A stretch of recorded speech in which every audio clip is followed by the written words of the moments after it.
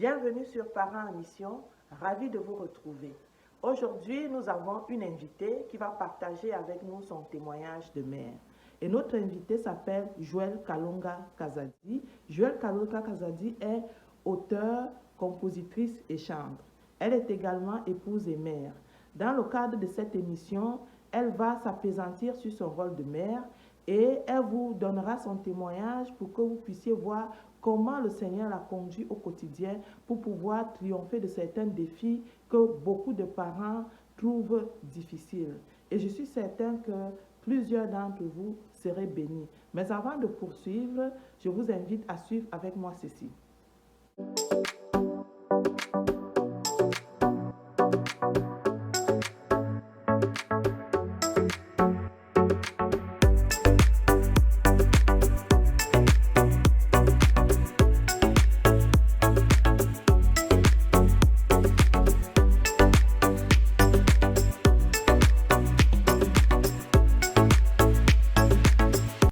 Alors, comme je vous l'ai dit il y a quelques minutes, Joëlle est épouse et mère.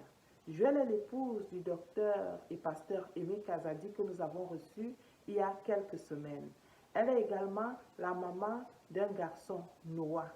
Dans son témoignage aujourd'hui, elle partagera avec vous des clés que le Seigneur lui donne pour pouvoir sortir vainqueur des défis auxquels elle fait face au quotidien, mais également la façon dont il la dirige pour pouvoir être cette maman qui suit son enfant de façon à réjouir le cœur de Dieu. Je vous invite à suivre ce témoignage et nous nous retrouvons tout de suite après celui-ci.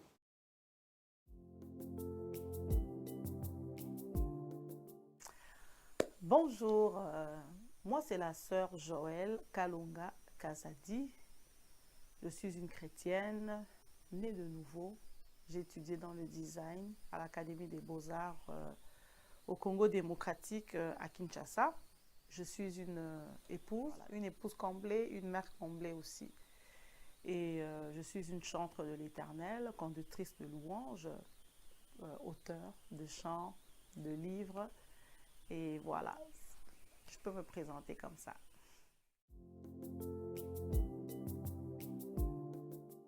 Oui, ça m'est arrivé d'être stressée pour Noah, jusqu'à manquer de sommeil, peut-être pas, mais j'ai été stressée. Nous avons déménagé d'une ville à une autre et là où nous sommes arrivés, nous devions chercher une garderie pour lui. Il n'y avait plus de place à l'école parce qu'il devait aller en maternelle. Et il n'y avait pas beaucoup de places de maternelle à l'époque, donc j'étais obligée de l'inscrire dans une garderie. Alors que dans la ville où on était avant, à Québec, il allait déjà à l'école en maternelle. Donc c'est comme si il était un peu revenu en arrière et ça l'avait beaucoup stressé, ça l'avait inquiété, nous aussi. Et puis il était le seul noir à l'école, là où il se trouvait. C'est cette situation qui a été particulièrement stressante pour nous.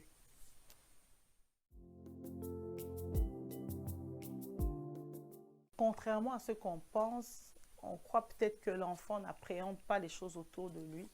Ils comprennent beaucoup de choses. Ils sentent le stress. Ils ont aussi quelques stress. Malgré leur très jeune âge, ils peuvent avoir des stress.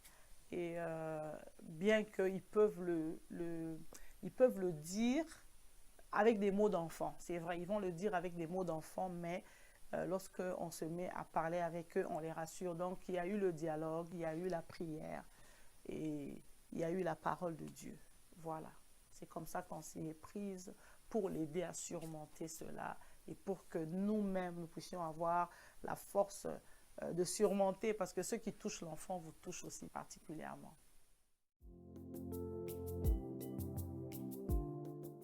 Oh, vous savez, c'est pas facile, c'est vrai, mais les femmes, nous pouvons porter plusieurs casquettes et les femmes qui me suivent le savent. Tu peux avoir un poisson que tu es en train de frire sur ta cuisinière, tu es en train de mettre les habits dans la machine à laver et puis tu dois t'occuper de faire un suivi sur les devoirs des enfants. Nous sommes capables de faire plusieurs choses à la fois, bien que ce n'est pas du tout facile. Mais mon mari m'a beaucoup aidé, d'abord je dois le dire. Il m'a beaucoup aidé nous nous sommes organisés, lui et moi, pendant que je travaillais. Moi, je commençais très tôt et je terminais très tôt aussi. Je commençais à 6h30, donc je ne pouvais pas déposer l'enfant à la garderie à cette heure-là. Donc lui, il se chargeait de déposer l'enfant. Moi, j'allais le reprendre hein, l'après-midi quand je revenais du travail. Et voilà.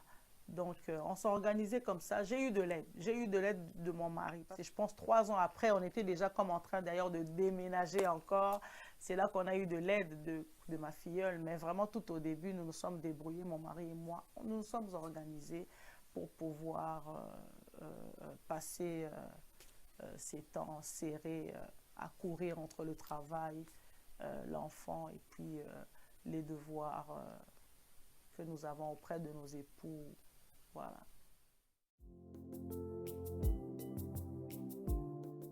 Oh, qui n'a pas voulu abandonner? En tout cas, je pense que c'est passé. Ça passe souvent dans la tête de plusieurs personnes quand on rencontre des difficultés. Vous savez, ici, dans ce pays, ou en Occident en général, nous n'avons pas beaucoup d'aide. Donc, vous devez vous débrouiller. Ah, okay. Vous devez vous débrouiller. Et c'est arrivé qu'à un moment donné, je me suis dit alors, soit j'abandonne le travail. Il fallait peut-être abandonner quelque chose pour pouvoir se donner beaucoup plus dans une autre. Mais bon, la parole de Dieu nous demande de persévérer. Quand on nous dit de persévérer, c'est dans tout. Persévérer dans tout. Persévérer dans tout, dans nos tâches, dans ce que nous devons faire, parce que de toute façon, personne ne viendra le faire à notre place. Donc, oui, comme je l'ai dit précédemment, j'ai eu de l'aide. J'ai d'abord eu de l'aide de mon mari d'abord. Il m'a beaucoup aidé. Hein, il m'a beaucoup aidé dans les répartitions de tout ce que nous devions faire, nos responsabilités en tant que parents, nos responsabilités en tant qu'employé, plusieurs responsabilités, et puis comme enfant de Dieu aussi à l'église, et puis dans notre propre relation avec le Seigneur. Donc dans tout ça, j'ai eu de l'aide et j'ai beaucoup recouru à la prière pour avoir la force. Bien aimé, la Bible déclare que les jeunes gens se fatiguent, hein, les adolescents se lassent, les jeunes gens se fatiguent, mais ceux qui se confient en l'Éternel. Donc il fallait vraiment au jour le jour se confier en Dieu pour recevoir la force de continuer la marche. Mais c'est aussi très bien quand la personne qui est avec vous vous aide à surmonter tout ça. Parce que moi, je l'ai aidé. Lui aussi, il était dans une période difficile. Moi, je l'ai aidé. Lui, il m'aidait. On était en train de s'aider et puis tout s'est bien passé grâce à Dieu.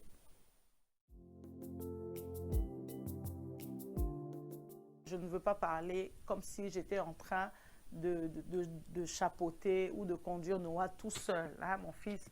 Donc, nous connaissons nos forces. Nous avons encore recouru au dialogue avec lui, au dialogue.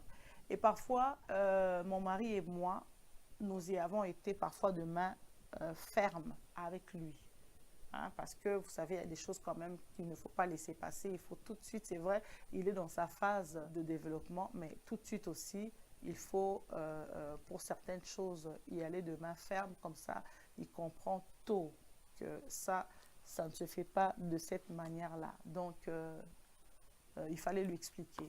Il fallait lui expliquer. Donc, voilà, là aussi, nous avons privilégié le dialogue. Et c'est souvent mon mari qui va un peu de l'avant quand il s'agit du dialogue et tout. Voilà, donc on devait lui expliquer, papa devait lui expliquer, voilà ceci, voilà cela. Ça fait partie aussi de l'éducation. Donc, et puis répéter, ne pas se lasser, continuer à répéter les mêmes choses. Vous êtes parents, vous savez que ce n'est pas une seule fois que vous avez répété ferme la porte ou éteins la lumière, c'est plusieurs fois. Donc, dans les phases d'affirmation, ne pas se fatiguer, persévérer à répéter les mêmes choses. Voilà, c'est ce que nous avons fait. Et ce que nous continuons à faire, parce que ces phases d'affirmation sont en train de continuer selon qu'il est en train de grandir. Oui, je peux partir d'une expérience que nous avons vécue. Un jour, mon fils est revenu à la maison et puis il m'a dit « Mais maman, il y a un ami qui a été méchant avec moi. » Alors, ce que moi je lui dis, c'est qu'il ne doit pas se laisser faire. En fait, il doit s'exprimer. Il doit s'exprimer. Et quand je travaillais dans une garderie, j'entendais les éducatrices dire aux enfants Bon, en fait, il leur faisait faire des exercices. Hein. Lève-toi, par exemple, un tel, mettons Ethan, Ethan, lève-toi. Allez, vas-y, dis à ton ami, arrête ça, je n'aime pas ça.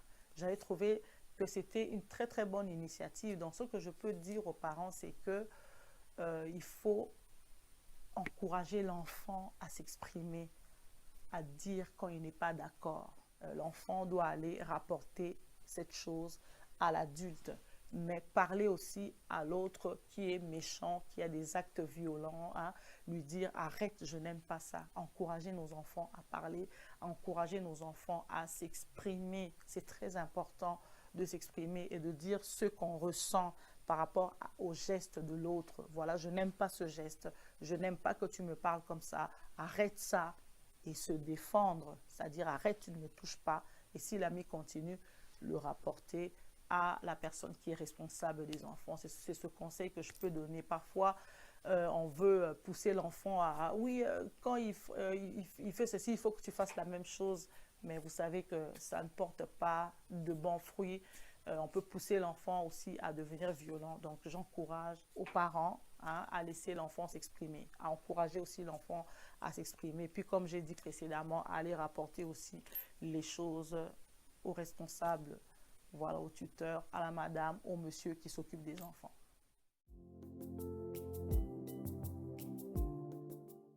Voilà, j'aime beaucoup quelques passages que je vais vous citer ici dans le livre d'Ésaïe.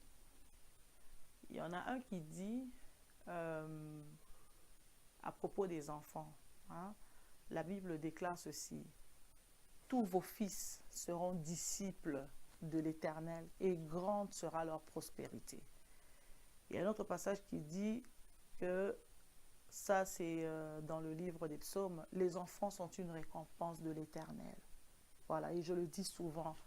Quand je suis butée à une difficulté avec l'enfant, je le proclame comme ça. Je vais prier et je rappelle à Dieu, voilà ce que tu as dit pour nos enfants. Tu as dit, ils sont une source de bénédiction, ils sont une récompense. Nos enfants ne sont pas une source de douleur. Et je retourne à Dieu pour lui présenter, ça ne sera pas une source de larmes, une source de problèmes, d'amertume dans mon cœur, mais une bénédiction. Voilà, ce sont ces versets-là à propos des enfants qui m'aident beaucoup. Un autre passage, toujours dans le livre d'Ésaïe, qui dit « Vous n'aurez pas des enfants pour les voir mourir ». Mourir, ce n'est pas seulement une mort physique. L'enfant peut mourir dans bien des choses, quand il est adonné à l'alcool, quand l'enfant devient accro à toutes les mauvaises choses autour de lui.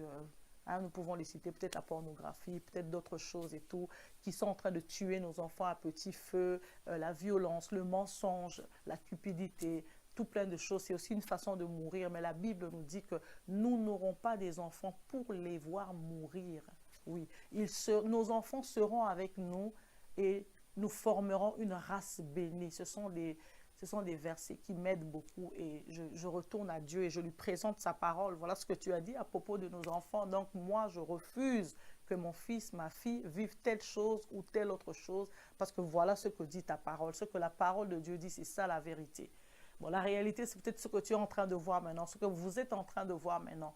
Mais la vérité, c'est ce que la parole de Dieu dit. Et c'est toujours bien de retourner vers le Créateur des enfants, vers celui qui a donné ses enfants, afin de lui présenter sa parole, ce que lui, il a dit sur les enfants. Voilà ce que je peux donner comme verset, en espérant que ça peut aider. Moi, ça m'aide beaucoup.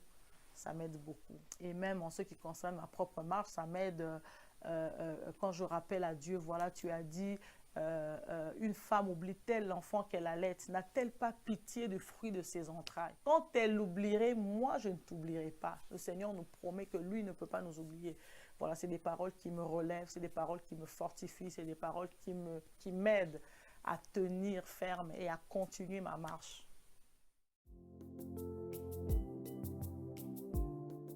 Mon pasteur en Belgique, il disait souvent que nous devenons sages au travers des larmes. Donc, les larmes nous aident à devenir sages. C'est vrai que présentement, ça peut être des choses difficiles que vous êtes en train de vivre, mais j'encourage quelqu'un à tenir ferme, à croire encore que ce que Dieu a dit, il a la possibilité de le faire. Alors nous allons prier au nom de Jésus-Christ.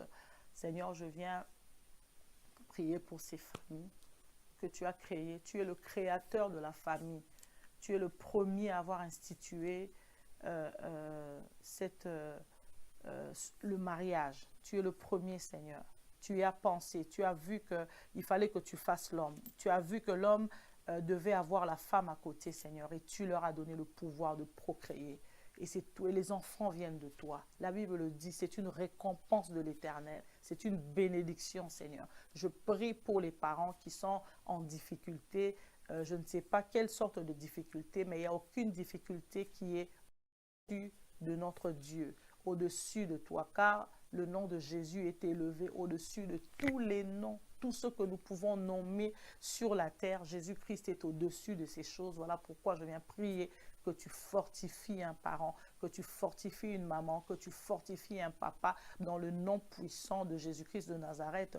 Car toi, tu as le pouvoir de t'assujettir toutes choses. Je prie au nom de Jésus que tu ramènes le cœur d'une femme vers son fils ou sa fille et que tu ramènes le cœur des enfants vers leurs parents, Seigneur. Que tu ramènes le cœur d'un père vers ses enfants et que tu fasses aussi, Seigneur, oh Dieu, ramener le cœur de ses enfants vers leur Père, Seigneur, car tu es le Dieu de l'unité, tu es le Dieu qui répand son amour par son esprit dans nos cœurs, éternel Dieu de gloire. Je prie que tu fortifies ceux qui sont en train de passer par des temps difficiles. Je prie que tu affermisses les genoux languissants au nom de Jésus-Christ. Je prie que tu accordes du répit, Seigneur, oh Dieu, à tous ceux qui sont éprouvés, à tous ceux qui passent des temps difficiles, Seigneur de gloire, oh Dieu, avec les enfants, Seigneur. Quelles que soient les choses que ces personnes sont en train de vivre, je crois, Seigneur, que tu as le pouvoir de t'assujettir toute situation. Tu n'as pas dit que les enfants étaient une source de douleur. Tu n'as pas dit, Seigneur, que c'était une malédiction. Dans la Bible dit que c'est une récompense qui vient de toi. Et tu as dit que tous nos fils seront disciples de l'Éternel. Seigneur, je prie que tu étendes ta main, car toi seul peux toucher les cœurs. Touche les cœurs, afin que tu accomplisses ta promesse, ta parole, celle que tu as dite dans le livre de Ésaïe. Tous vos fils seront disciples de l'Éternel. Alléluia. Et tu as dit, Seigneur, que vous formerez une race bénie. Vos enfants seront avec vous. Vous ne les aurez pas pour les voir mourir. Je les bénis, je bénis ces familles et je prie, Seigneur, oh Dieu, que tu étendes ta main, Papa, pour délivrer. Alléluia. Que tu te lèves dans les familles, que tu te lèves, Seigneur, pour la restauration, que tu te lèves pour s'aimer l'amour dans les cœurs, que tu te lèves pour faire du bien dans le précieux nom de Jésus-Christ de Nazareth. J'ai prié avec foi et avec action de grâce au nom de Jésus. Amen, amen, amen, amen, amen.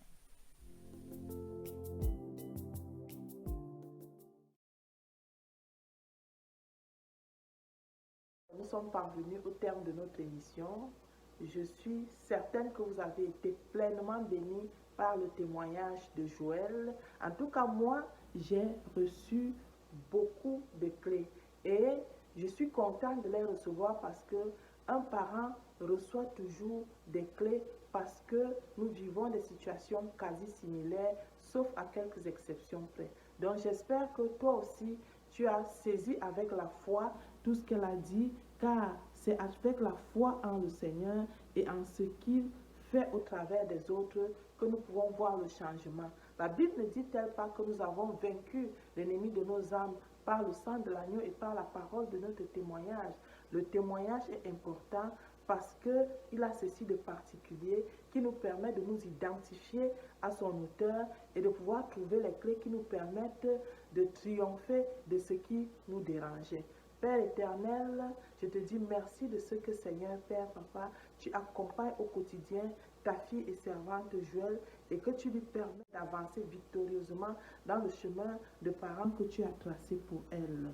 Je te prie également, Seigneur, de faire la même grâce à tous ceux qui nous écoutent, Seigneur, et de leur permettre, oh Dieu, Papa, de triompher des obstacles auxquels ils font face, afin que, Seigneur, Père éternel, leurs enfants, Seigneur, viennent pleinement ce que tu as prévu qu'ils soient de toute éternité. Nous te bénissons au nom de Jésus-Christ, Père, et nous te disons merci. Tu vas les exaucer dans leurs besoins, Seigneur. Que la gloire te revienne, car, Seigneur, c'est toi qui amènes toutes choses à accomplissement en ce qui nous concerne, au nom de Jésus-Christ. Donc, voilà, merci d'avoir écouté le témoignage et surtout, n'hésitez pas à vous abonner pour vous qui n'êtes pas abonnés Et même quand vous êtes abonné, je vous invite à partager. À partager parce qu'un témoignage, ça peut changer l'histoire d'une personne, ça peut apporter des miracles. Un témoignage, ça change des vies. Pour toi qui n'as pas encore donné ta vie à Jésus-Christ, je t'invite à suivre les liens au bas de la page et à remettre toi aussi ta vie entre les mains du Seigneur Jésus-Christ afin que tu puisses bénéficier des bénédictions qu'il nous a acquises à la croix à travers sa mort et sa résurrection.